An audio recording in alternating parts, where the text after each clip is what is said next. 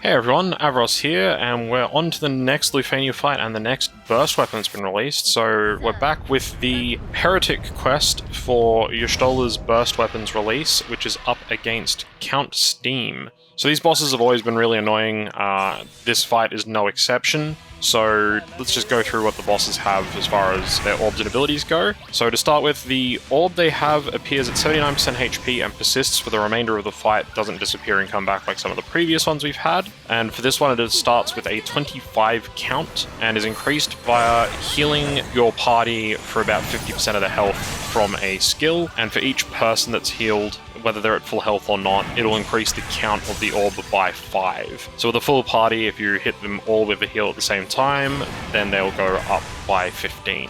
Other things to keep in mind about these bosses, they ignore all HP damage reduction and nullification effects on any of their attacks, especially the Brave plus HP ones. They're all Brave AoE plus HP attacks. After they cast those or after they use those abilities, they will get 70,000 Brave back after the attack, so you need to watch out for that bravery refund. And the last sort of major thing to be aware of is at 79 and 49% HP, they will cleanse themselves of all debuffs, including any framed debuffs, and become immune to all forms of delay and any sort of delete, as well as all debuffs, and then target someone in your party the highest HP at the time when they attack to hit with an ability called Multi-Slash Plus. What Multi-Slash Plus will do is it basically kills that party member. I haven't seen anyone with enough HP in testing or any guides I could find that showed anyone that was able to actually survive that attack. The best option for this obviously is to either dodge it with someone like 8 or Gladio with his LD buff up, or in the case of what I did and what a lot of people I'm sure do for this fight is use an ability with,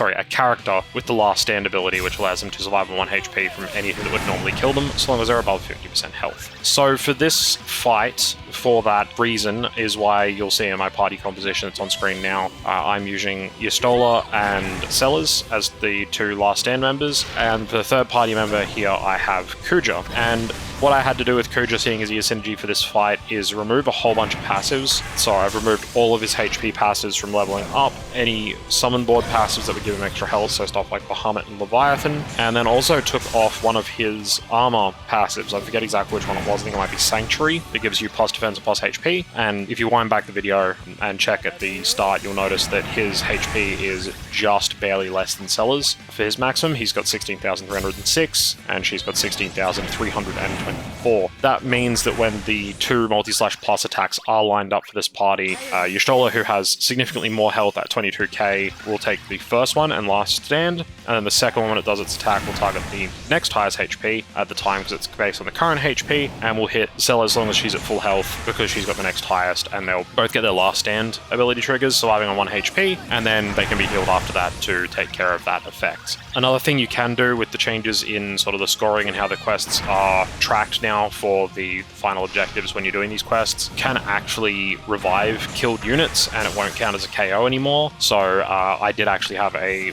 minor stuff up towards the end of this fight, and Kuja did die, but because I'm running Y'shtola and can use her EX ability Pulse of Life, that does actually bring him back to life and make sure I make that requirement there for not having a KO. Alternatively, for that role, if you were going to go for a strategy like that, you could use someone like Garrus, or I guess you could use Rosa. I wouldn't really recommend that with the re-raise because she's so outdated at this point as far as supports go. Alternatively, you can look for ways of trying to tank those sorts of hits and trying to get through. From what research I've seen, Cecil with his LD can make a big difference because of the amount of extra HP overflow he gives. That might be enough to tank it, but I didn't really test that out too much and found this team comp to work out to be more effective. So speaking of this team comp, we've gone through a lot of the Last Stand stuff. It's probably worth going over why each of these party members is here. So with Celes, she takes advantage of the fact that a lot of the attacks these bosses do are magic based with Runic, and is able to just absorb sort of the left steam, right steam, and a lot of those other attacks to just gain bravery, and then with her LD doing the Magitech Ice Block counter, you get extra damage out of that, and that gives you free off-turn damage. This quest has a 80 turn requirement, so that does make this a bit tricky to get through if you're not relying on something like that. You do want to sort of bring something like that into the fight so that you can make sure you make the turn count. So that's what she's here for, as well as the last stand. Y'shtola is here. She's got delay on her stone, which gives defense down as well, along with everything else that she brings in her kit. You know, a lot of healing, ways to deal with the orb count with Pulse of Life, ability to re-raise if you need it, to get units back up to make sure you can make that quest requirement. Medica for some additional healing, not enough to actually trigger the orb increase, but it does help. And lastly, Kuja, he's a synergy unit. He has a lot of AoE damage. His new LD board making that even more effective. And, you know, the ability to enchant everyone that's not doing elemental damage with Holy and then put Holy Weakness up on the bosses does allow for him to put out a lot more DPS, and everybody else in the party to put out a lot more DPS as well. And just to bring him along for his burst phase and everything that he provides really makes this fight go by much easier overall than I've had with a couple of teams I tested before putting him in. So, cover off calls really quickly. I don't think it matters who these are on specifically, but went with Ramza to get a delay in launch, Cecil for his LD call to provide another source of high healing to increase the orb count, as well as, you know, the increased maximum health, and Jack because, I mean, Jack gets used for his LD call in basically every team I can possibly fit him into, because it is just so useful overall. And for friend unit, I brought along Ramza, so that you can bring him in and use his BT phase ability, his sort of increased bravery and HP damage based on the number of buffs that are available on everybody and give you an additional overflow. That combined with doing Kuja's burst phase just allows him to put out a lot more damage, and then I use my summon during when Ramza is out to just maximize the effectiveness of his LD ability there to get as much launch and extra damage out of it as possible. That's about it for this fight. This one is kind of tricky, as I did say. If you do have any issues with it, feel free to ask in the comments down below. Otherwise, enjoy the rest of the video, and thank you for watching.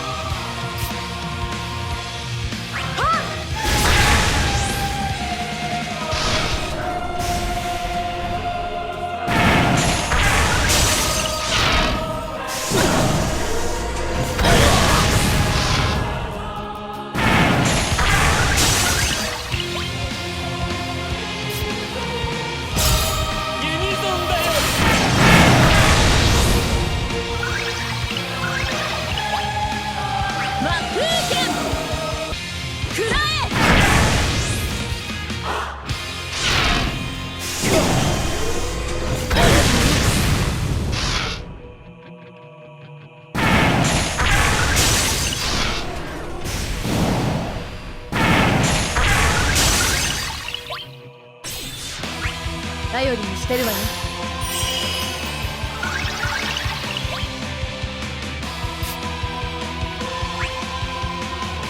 月の導きを頼んだ。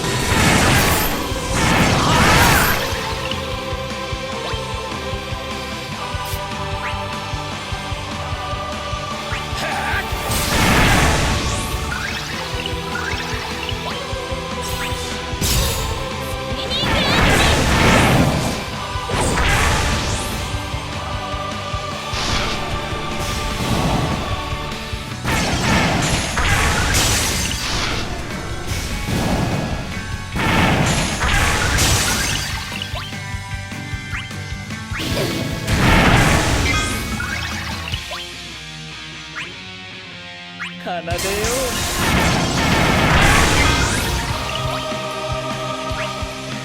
油断したわね。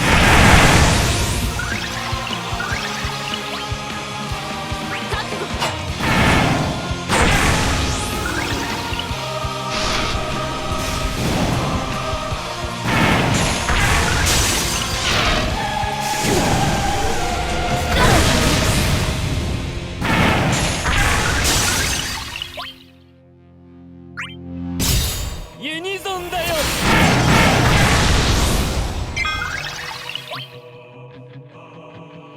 観念なさい。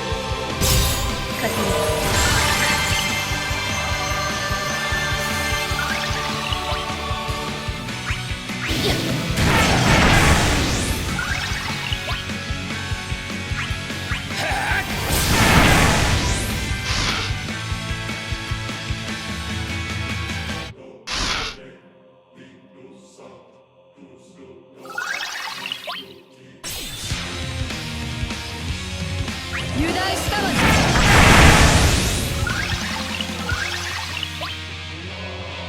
マップー剣。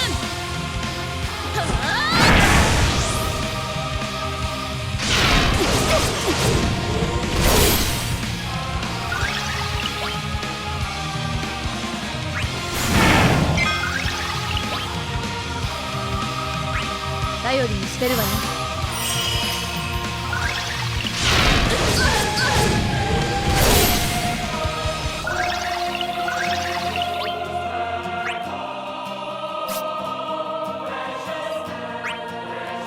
やっちゃうぞ。楽しみだな。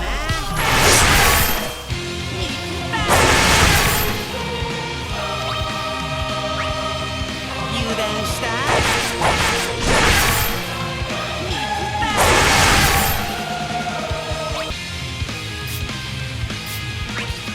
希望は捨てない。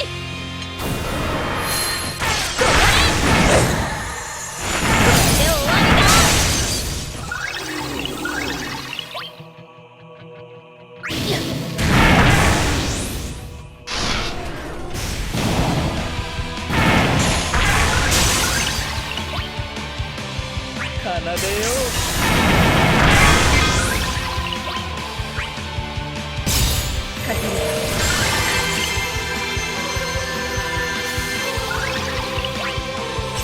油断したわね。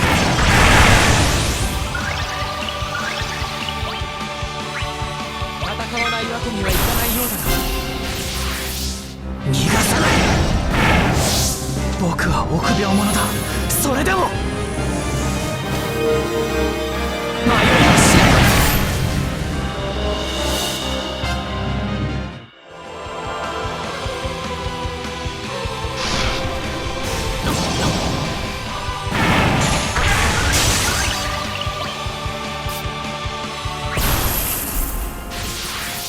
泣いておくれよ。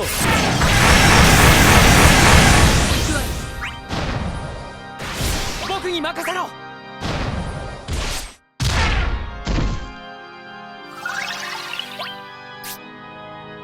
奏でよ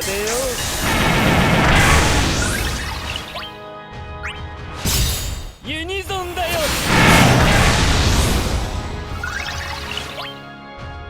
死のワルツ。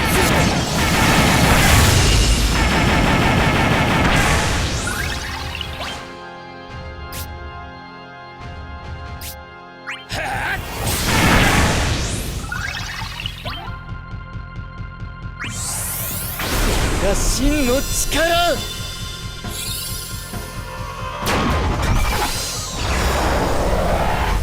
さあ奏でよう。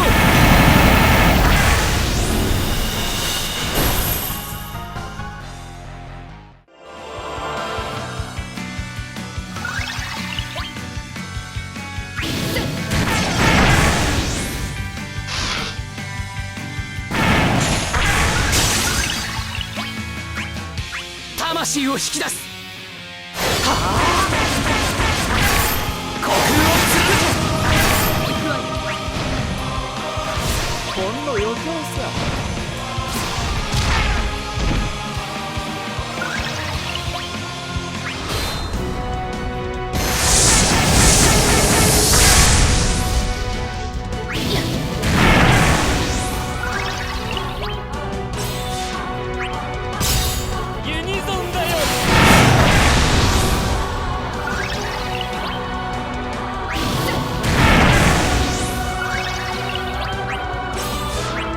魂を引き出す。はあ、虚空を貫け。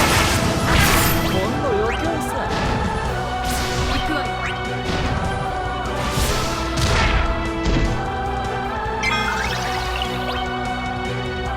奏でよう。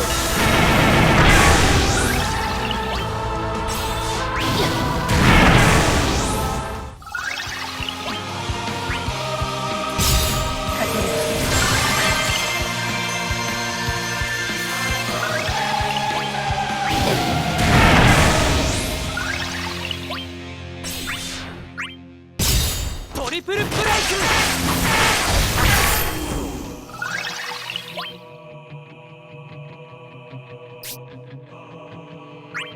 見せてあげよう。フィナーレだ。行くわよ。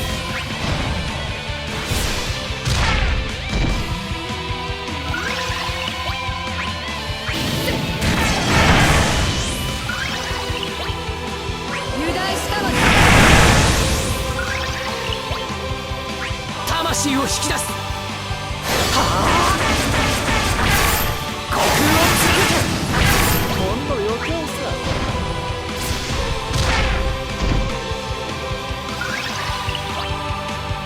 死のワルツ。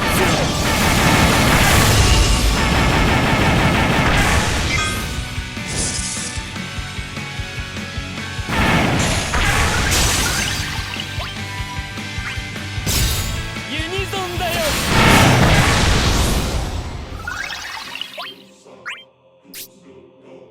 逃がさない。聖なる輝きよ。僕に任せろ。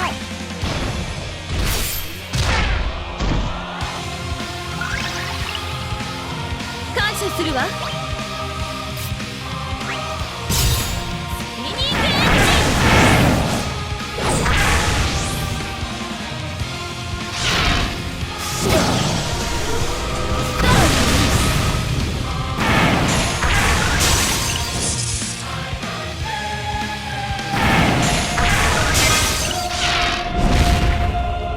嘘だ。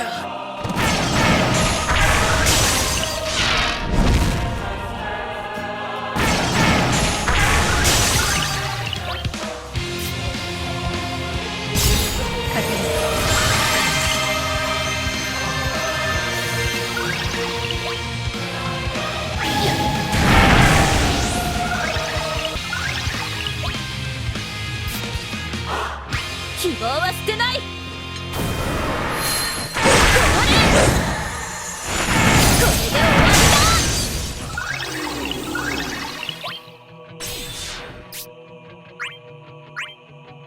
魂を引き出す。はあ、虚空を貫け。ほんの余興さ。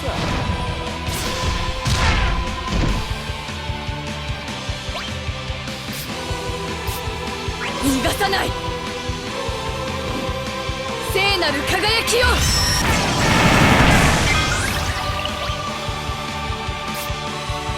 泣いておくれよ。